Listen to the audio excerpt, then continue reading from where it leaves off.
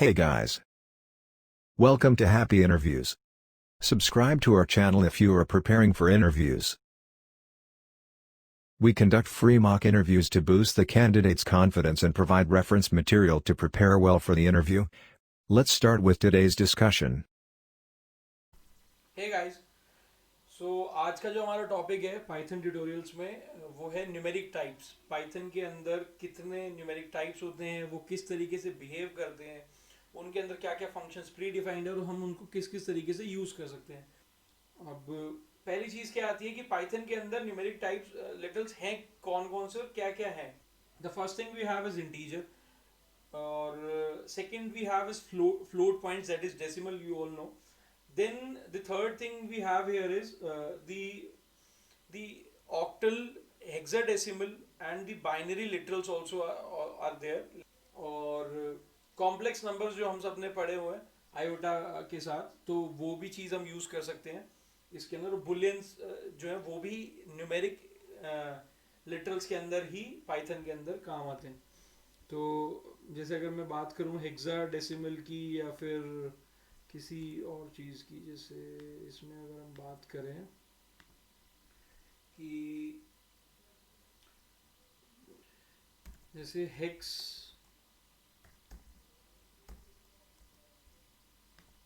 ठीक है, तो इसमें हुआ क्या, जो प्री डिफाइंड हेक्स फंक्शन था ना, उसने एक हमें जो हमारे पास डेसिमल बेस का नंबर था उसको उसने हेक्साडेसिमल में कन्वर्ट कर दिया।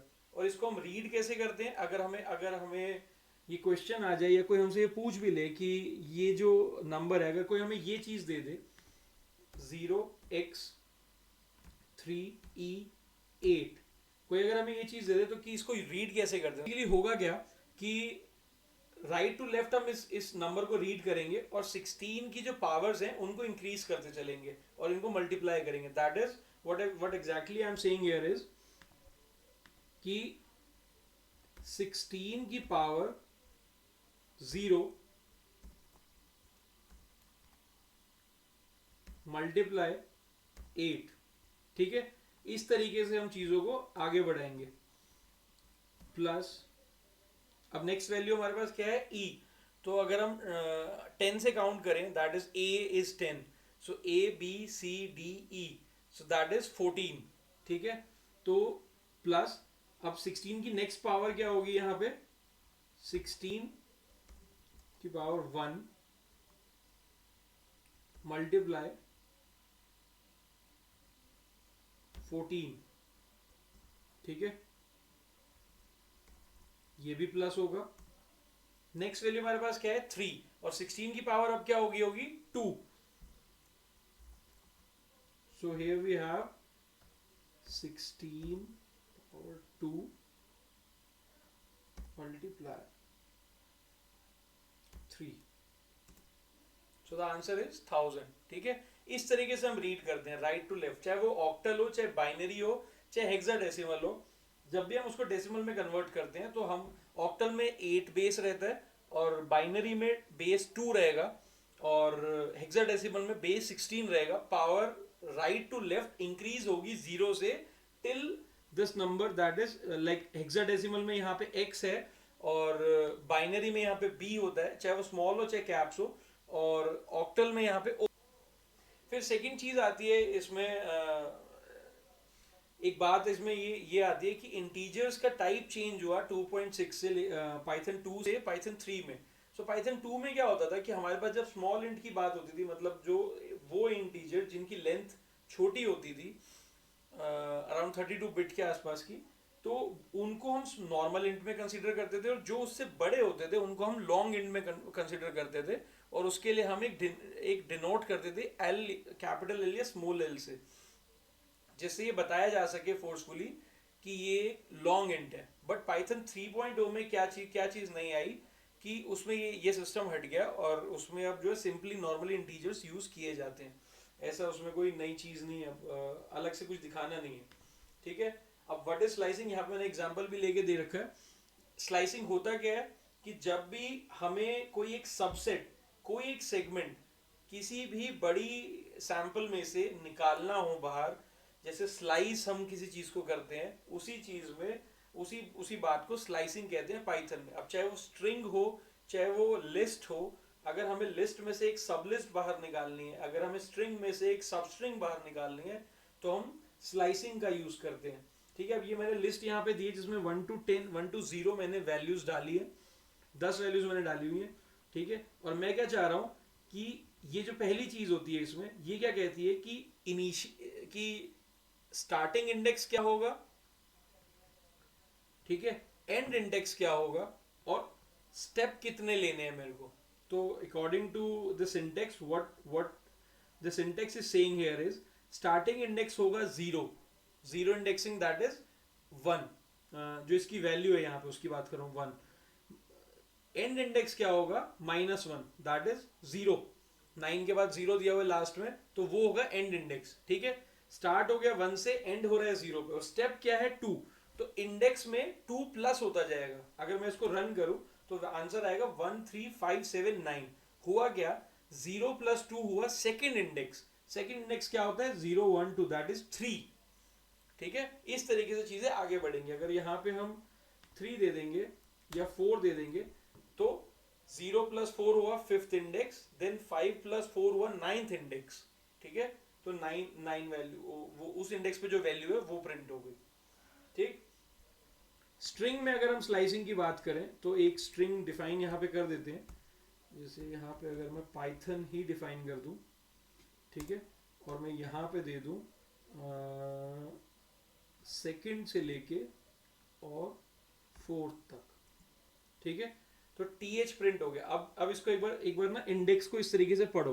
पाइथन में इंडेक्स का मतलब यहाँ पे क्या आया, p 0 पे आया, y 1 पे, एंड ऐसे अकॉर्डिंगली 2 पे t, then h, then o, then n। ठीक है, अब आप लोग ये सोच रहे होगे कि जब मैंने 2 to 4 इंडेक्सिंग दी तो वर्ड सिर्फ 2 क्यों प्रिंट हुए। बेसिकली जब हम स्लाइसिंग करते हैं तो इसका एक रूल होता है, जो लोअर लिमिट होती है दैट इज जो स्टार्टिंग इंडेक्स होता है वो तो वैल्यू इंक्लूड होती है इसमें, लेकिन जो अपर लिमिट होती है वो वैल्यू इंक्लूड नहीं होती है। तो इसने कौन कौन सी वैल्यूज प्रिंट करी, सेकेंड इंडेक्स की और थर्ड इंडेक्स की, फोर्थ इंडेक्स की इसने वैल्यू प्रिंट नहीं करी। तो सेकेंड और थर्ड इंडेक्स पे कौन कौन था, टी और एच। अगर मेरे को तीन वैल्यूज चाहिए तो मेरे को यहाँ पे 5 देना था, तब ये जाके टी एच ओ प्रिंट होता। ठीक है, तो ऐसे स्लाइसिंग होती है कहीं पे भी हमें जब सबसेट्स बाहर निकालने होते हैं। How can you convert an integer to a floating point number. ठीक है, अब इसको क्या बोलते हैं, जैसे नंबर्स जो हमारे लिटरल्स हैं उनमें ये चीज़ कई बार आती है जब हमें ना एक्सप्लिसिटली टाइप कन्वर्ट करना होता है। कभी कभी किसी नीड के लिए कोई सिचुएशन ऐसी होती है कि हमें एक्सप्लिसिटली चीज़ें कन्वर्ट करनी पड़ती हैं, तो उस सिनेरियो को ये बोलते हैं।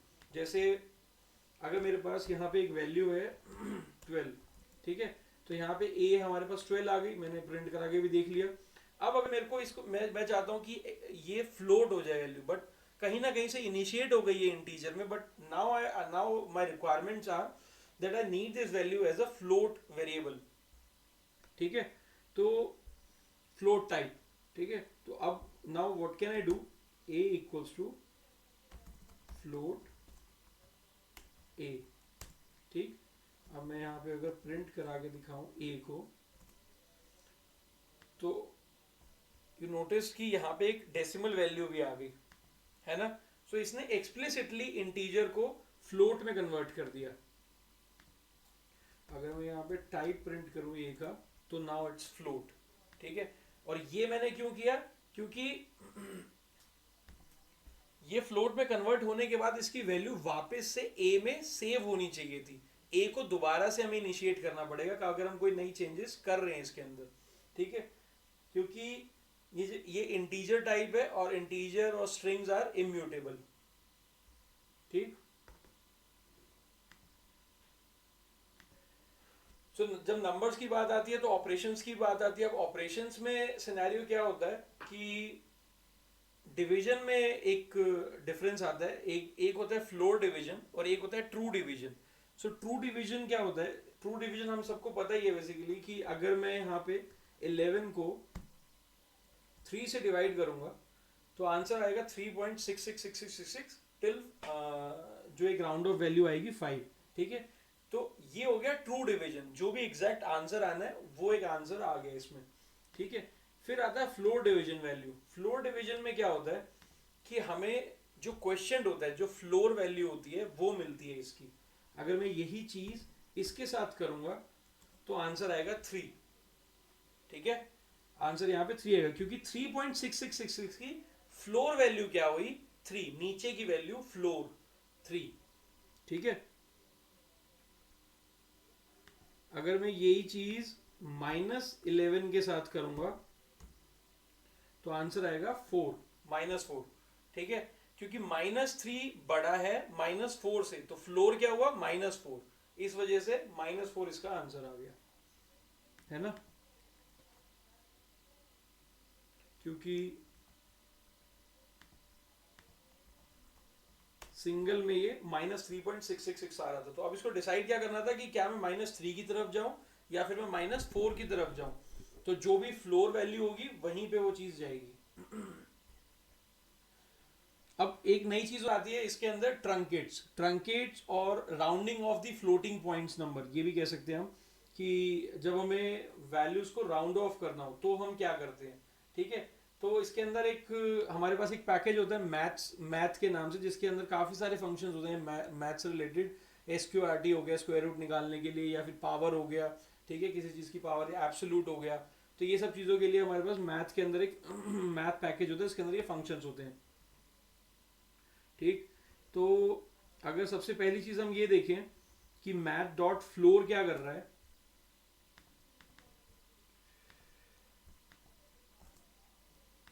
वही ऊपर वाली चीज जो मैंने अभी ऊपर बताई कि फ्लोर फंक्शन कर क्या रहा है, जो भी हमारे पास डेसिमल वैल्यू है, जो भी हमारा फ्लोट वैल्यू है, उसको वो उसकी फ्लोर वैल्यू में स्टोर कर रहा है, मतलब फ्लोर वैल्यू में कन्वर्ट कर रहा है, ठीक है। अब ये -2.5 होगा तो इसकी फ्लोर वैल्यू क्या आ जाएगी, -3, है ना। अब हम देखते हैं ट्रंक, ट्रंक में क्या डिफरेंस आता है ये चेक करते हैं। अब 2.5 -2, ठीक है।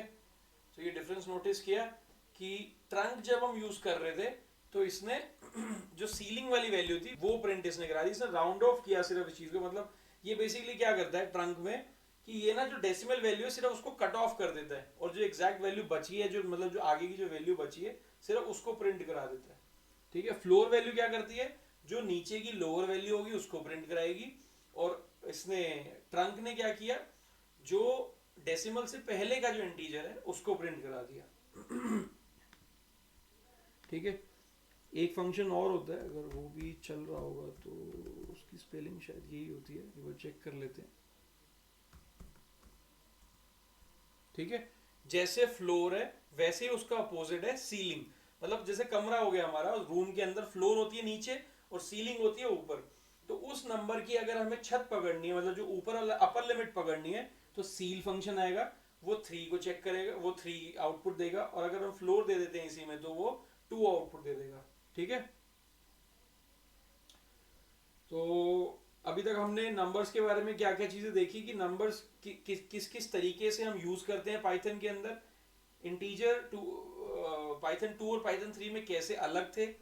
फिर जब हम अगर उस नंबर को यूज कर रहे हैं तो उसकी स्लाइसिंग कैसे करते हैं। एक्सप्लिसिट कन्वर्जन कैसे करते हैं हम इंटीजर और फ्लोट्स का। डिवीजन के अंदर क्या कोई नई चीज है जिसमें फ्लोर और ट्रू डिवीजन में कैसे क्या डिफरेंस आता है, ठीक है। राउंड ऑफ अगर हमें वैल्यूज करनी हो तो सीलिंग वैल्यू कैसे निकालते हैं, फ्लोर वैल्यू कैसे निकालते हैं, और ट्रंकेट क्या करता है वैल्यूज के साथ। और एक फंक्शन और एक पैकेज की हमने बात करी मैथ की, ठीक है।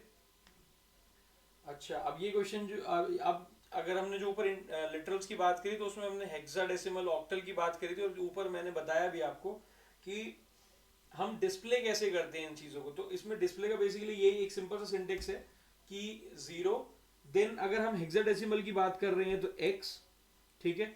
और फिर उसके बाद कोई भी वैल्यू जो भी जैसे भी you want to you know whatever value you want to show. तो मैं एक रैंडम वैल्यू ऐसी लेके देख लेता हूँ कि इसका आंसर क्या बनेगा, 5610, ठीक है। अब उसी मेथड से आप चेक भी कर सकते हो वही। अब इसमें 16 की पावर आएगी, बेस 16 है क्योंकि, तो 16 की power 0 multiply by A that is 10 plus 16 की power 1 multiply by E that is 14 और फिर उसके बाद प्लस करके ऐसे आगे चेकअप कर सकते हो। ठीक है, ऐसी बाइनरी वैल्यूज आएंगी, ऐसी ऑक्टल वैल्यूज आएंगी। बाइनरी वैल्यू 0 1 में रहेंगी, ऑक्टल वैल्यू 0 से लेके 7 तक रहती है। ठीक है, अगर उसका भी एग्जांपल देखना है तो उसका भी एग्जांपल देख लेते हैं। जैसे 0 बी देंगे बाइनरी 0 1 0 1।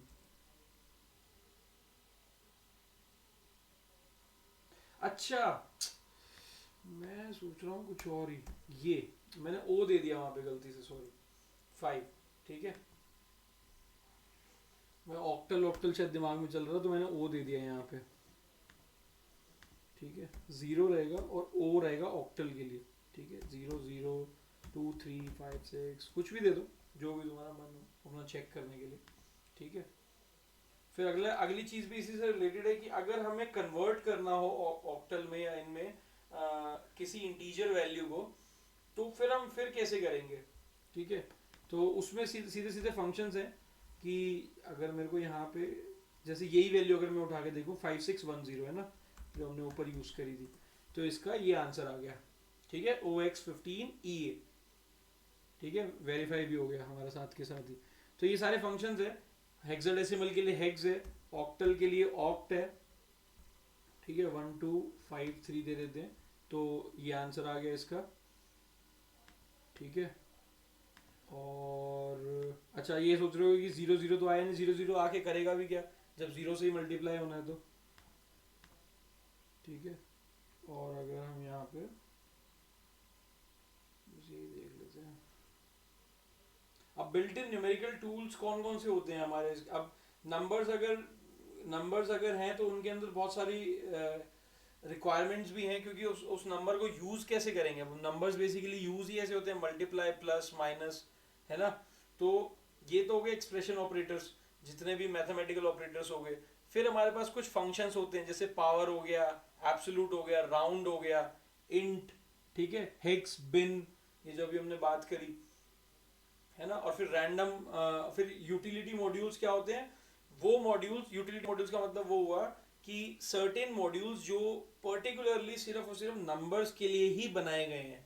ठीक है, मतलब वो पैकेजेस जिसको हम इंपोर्ट करते हैं अपने प्रोग्राम में, ताकि हम अपने फंक्शन, अपने प्रोग्राम के अंदर और एनरिचमेंट कर सकें चीज़ों की, हमें ज़्यादा बार बार मेहनत ना करनी पड़े। अगर हमारे पास मान लीजिए नंबर से रिलेटेड कोई ऑपरेशन हमें करने हैं, जैसे रैंडम हो गया, तो रैंडम क्या करता है, रैंडम एक रैंडम नंबर जनरेट कर देता है। ठीक है, उसके अलग अलग फंक्शंस हैं, अगर हम कोई रेंज देना चाहें तो रेंज से वो नंबर जनरेट कर देता है। ठीक है, जैसे अगर मैं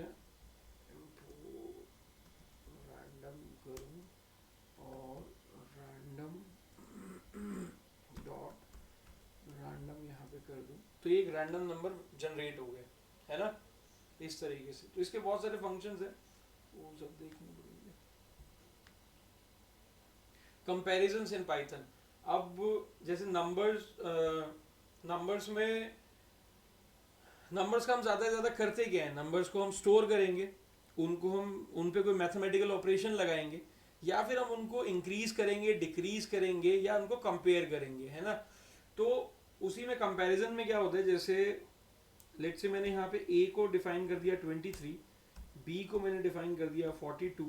ठीक है, अब मैं यहाँ पे चाहता हूँ कि इन दोनों का कंपैरिजन, तो if A equal equal B, false. ठीक है, इसने फॉल्स रिटर्न किया क्योंकि ए और बी बराबर है नहीं। तो डबल, जब हम सिंगल इक्वल टू यूज करते हैं यहाँ पे, तो वो वैल्यू इनिशिएट करता है, और जैसे ही हम डबल इक्वल यूज करते हैं तो वो कंपैरिजन करता है दो वैल्यूज के बीच में। ठीक है, सेम उसने चीज यहाँ पे करी। ठीक, अगर मैं ये चीज करूं कि A is not equal to B, then it's true. ठीक है, क्योंकि ए और बी बराबर है नहीं, और ये वाला सिंबल नॉट का है, तो सिंटेक्स क्या बना, A is not equal to B, तो द आंसर इज ट्रू, है ना। अब और कंपैरिजंस कौन कौन से हो सकते हैं, greater than, less than, greater than equal to, less than equal to. जैसे A is greater than B, false, A is less than B, true. ठीक है, तो ऐसे इनको बोलते हैं कंपैरिजंस, ठीक है। इसमें एक चीज याद रखनी है, एक चीज हमेशा ध्यान रखनी है कि जो सिंटेक्स है ना, नॉट इक्वल टू या कोई भी चीज, ये ऐसे ही आएगी, ठीक है, ये इधर नहीं आएगा। अगर मैंने इसको यहां दे दिया ना, इस सिंबल को मान लो लगे कि सिर्फ सिंबल ही तो है, इसकी जगह बदलने से क्या हो जाएगा, तो ये कोई आउटपुट देगा नहीं, ठीक है।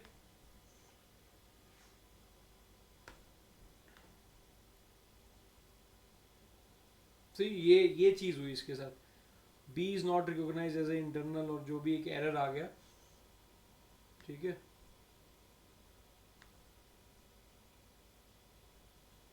अब converting float to a fraction, ये काफी इंटरेस्टिंग चीज है पाइथन के अंदर, कि अगर हम कोई एक फ्लोट वैल्यू पास कराते हैं इस फंक्शन के अंदर, ये एक प्री डिफाइंड फंक्शन है एज इंटीजर रेशो, तो पाइथन ऑटोमेटिकली एक सेट ऑफ नंबर जनरेट करता है जिसको डिवाइड करने से प्रोबेबली वो फ्रैक्शन बना होगा, ठीक है। मैं सिंपल एक चीज कर, ये तो मैंने काफी ऐसी कॉम्प्लेक्स में ट्राई कर रहा था, सिंपल सी एक चीज देखते हैं इसमें। अगर मैं यहाँ पे 2.5 दे दूं, तो पाइथन को क्या दिखा कि सबसे पहली चीज 2.5 पे क्या आ रही है, उसके हिसाब से अगर मैं 5 को 2 से डिवाइड करता हूं तो 2.5 आंसर आ जाएगा, है ना। अगर मैं 0.25 कर दूं तो 1 और 4, तो अगर मैं 1 को 4 से डिवाइड करता हूं तो 0.25 आंसर आ जाएगा, है ना। तो इस तरीके से ये वाला फंक्शन बहुत ही इंपॉर्टेंट है, मतलब कहीं पे भी जब हमें फ्रैक्शंस को कन्वर्ट करना होता है तो ये काफी यूज होता है मैथमेटिकल ऑपरेशंस में, ठीक है। एक ये फंक्शन भी एक है, जैसे हम मॉड्यूल को इसमें क्या इंपोर्ट किया हमने, फ्रॉम फ्रैक्शन इंपोर्ट फ्रैक्शन, ठीक है। अब ये एक फंक्शन, अब हम सीधा सीधा ना फ्रैक्शन फंक्शन को ही जो कैपिटल एफ के साथ है, इसी फंक्शन को अब हम सीधा सीधा यूज कर सकते हैं, क्योंकि हमने इस फ्रैक्शंस मॉड्यूल के अंदर से डायरेक्ट सिर्फ एक फ्रैक्शन फंक्शन बाहर निकाला है, हमने अपने इस फाइल में इंपोर्ट किया है, ठीक है। तो ये बेसिकली एक एलसीएम की तरह हो जाता है, जैसे अब हमारे पास दो वैल्यूज आ गई 6 और 130, तो इसको इसने इसके लीस्ट फ्रैक्शन कैसे निकाले, 2 इसमें से कॉमन निकला होगा, तो 3 और 65 इसका बच गया, है ना। यहाँ पे 20 कर देते हैं, तो फिर 1 और 20, क्योंकि अब ये 6 से ही 120 डिवाइड हो रहा है, तो 1 और 20, ठीक है। तो ये फंक्शन काफी यूजफुल है। अब आता है सेट्स। सेट्स बेसिकली एक बहुत ही इंपॉर्टेंट डेटा टाइप है पाइथन के अंदर, क्योंकि इसके ना काफी सारे काम है इसके। जैसे लिस्ट हो गया हमारा, चीजें एक अनलेबल्ड स्टोर्ड लिस्ट हो गई,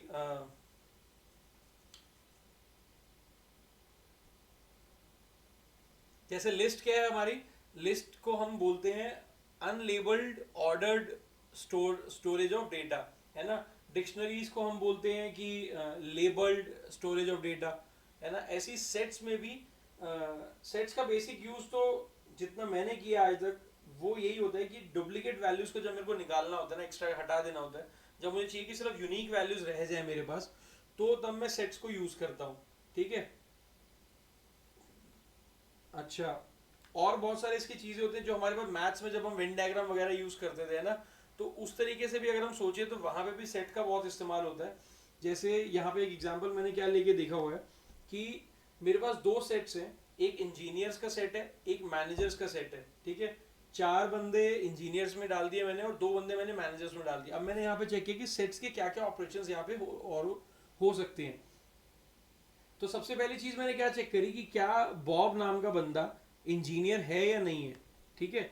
तो ट्रू इसका आंसर आया, क्योंकि बॉब जो था वो इंजीनियर्स में एग्जिस्ट करता है, ठीक है। तो मुझे अगर ये बेसिकली अगर डेटा एनालिसिस में अगर हम जाते हैं, तो अगर मेरे को कोई एक चीज़ सर्च करनी है कि ये XYZ इस पूरे सेट के अंदर प्रेजेंट है या नहीं है, या ऐसी कोई चीज़ अगर देखनी है, मतलब अपने खुद से रीड करने के लिए डेटा को, खुद से डेटा को समझने के लिए क्या क्या चीज़ हम कर सकते हैं, ठीक है। फिर इंटरसेक्शन, जब जब दो वेन डायग्राम्स एक दूसरे से मीट करते थे, जब दो सेट्स एक दूसरे से मीट करते हैं, तो बीच का जो पोर्शन होता है जो दोनों में कॉमन होता है, उसको हम बेसिकली इंटरसेक्शन बोलते हैं। तो अब इसमें इसमें उस चीज को रिप्रेजेंट करने का तरीका क्या है, दोनों सेट्स के बीच में एंड ऑपरेशन लगाना। तो इंजीनियर्स एंड मैनेजर्स, तो जो दोनों में कॉमन होगा, अब यहाँ पे दोनों में कॉमन कौन दिख रहा है, सू, है ना। तो अगर मैं इसको रन करता हूँ यहाँ पे, तो द आउटपुट इज सू, ठीक है। अब जैसे ये एंड हो गया, वैसे ये और ऑपरेटर है, ठीक है, जो मैनेजर्स के अंदर भी हो और इंजीनियर्स के अंदर भी हो, तो सारा मिला के एक यूनियन बन जाएगा ये, ठीक है। और ये होता है जो इन दोनों में ना हो, इसका मतलब है जो इन दोनों में ना हो कॉमन, मतलब ये इंटरसेक्शन दिखाने का एक और तरीका है सिर्फ, ठीक है। ये यूनियन जो मैंने बताया कि इंजीनियर्स और मैनेजर्स, तो ये यूनियन हो गया इनका, और इसके अंदर सारी वैल्यूज आ गई, ठीक है। रिपीटेड टर्म एक बार आ गई और बाकी जितनी वैल्यूज थी वो सारी इसमें आ जाएंगी। इंजीनियर्स माइनस मैनेजर्स का मतलब है engineers who are not managers, ठीक है। जैसे आईटी फॉर्म्स में बेसिकली क्या होता है कि इंजीनियर्स ही आगे जाके प्रमोट होते हैं मैनेजर्स में, ठीक है। जनरली ऐसा होता है, जब बहुत बड़ी कंपनी होती है तो जनरली ऐसी हो जाता है कि बड़े मैनेजर्स अलग होते हैं और टीम लीड्स और ये सब सारे इंजीनियर्स ही होते हैं, बट वो मैनेजरियल रोल पे भी होते हैं, ठीक है। तो अगर मुझे ऐसी कोई चीज चेक करनी है, if I want to check only those engineers who are not managers, तो मैंने इसमें क्या किया, इंजीनियर्स माइनस मैनेजर्स, ठीक है। तो ये उसी तरीके से काम करेगा। अब यहाँ पे 4 नाम थे हमारे पास, उसमें से एक नाम जो था वो मैनेजर्स में भी था, तो वो नहीं आएगा सिर्फ इसके अंदर, ठीक। ये जो लेस देन का सिंबल है, मैनेजर्स लेस देन इंजीनियर्स, इसका मतलब ये है सबसेट बेसिकली, कि क्या सारे मैनेजर्स इंजीनियर्स में हैं, फॉल्स नहीं है, ठीक है। और ये जो सिंबल जो मैं बता रहा था, यूनियन माइनस इंटरसेक्शन, ये उसका सिंबल है जब हमें यूनियन माइनस इंटरसेक्शन करना हो, ठीक है। फिर नेगेटिव इंडेक्सेस का अगर बात करें, तो नेगेटिव इंडेक्सेस क्या होती है, बेसिकली नेगेटिव इंडेक्सेस यूज क्यों होती थी, जैसे अगर हमारे पास कोई स्ट्रिंग है या फिर कोई एक सीरीज है, चाहे वो वर्ड्स की हो, चाहे वो नंबर्स की हो, चाहे किसी भी चीज की हो, तो उसके एंड में अगर कोई नेक्स्ट लाइन या वाइट स्पेस या कोई ऐसी चीज है, तो उसको हटाने के लिए हम सिर्फ उससे पहले की वैल्यूज को प्रिंट करा सकें, इसलिए बेसिकली नेगेटिव इंडेक्सेस का यूज किया था।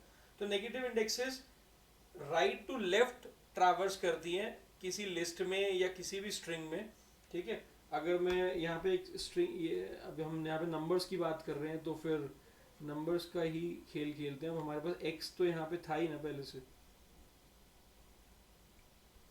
तो अगर मैं यहाँ पे x की बात करूँ, तो x हमारे पास ये है ही, ठीक है। अब नेगेटिव इंडेक्स का क्या मतलब हुआ, -1, तो -1 क्या हुआ, जो इसकी लास्ट वैल्यू थी, ठीक है।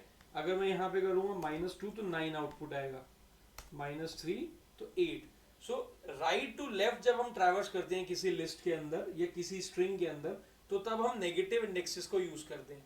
लेफ्ट टू राइट जब, और वो 1 से स्टार्ट होता है, -1 से, ठीक है। और जब हम लेफ्ट टू राइट ट्रैवर्स करते हैं, तो हम जीरो इंडेक्सिंग को फॉलो करते हुए इंडेक्सेस का यूज करते हैं, ठीक है। अब हाउ बुलियंस, अब जब हमने सबसे ऊपर बात की थी, तो हमने सारे उसकी लिटरल्स की बातें की, तो हमने नंबर्स को चेक किया, फिर हमने हेक्साडेसिमल ऑक्टल की बात करी, फिर हमने क्या कहते हैं, फ्लोट्स की बात करी, फ्लोट्स को कैसे कन्वर्ट करते हैं, फ्लोट्स को कैसे राउंड ऑफ करते हैं, कैसे फ्लोर वैल्यू निकालते हैं, कैसे सीलिंग वैल्यू निकालते हैं, है ना। फिर हमने सेट्स की बात कर ली उन चीज़ों के अंदर। अब हम फाइनली देखते हैं एक जो लास्ट हमारा लिटरल है कि बुलियंस कैसे काम करते हैं। तो बुलियंस बेसिकली हमारे पास क्या है, ट्रू फॉल्स, है ना। तो बुलियंस जो हमारे पास होते हैं ट्रू और फॉल्स है, और बेसिकली ट्रू रिप्रेजेंट करता है 1 को और फॉल्स रिप्रेजेंट करता है 0 को, ठीक है।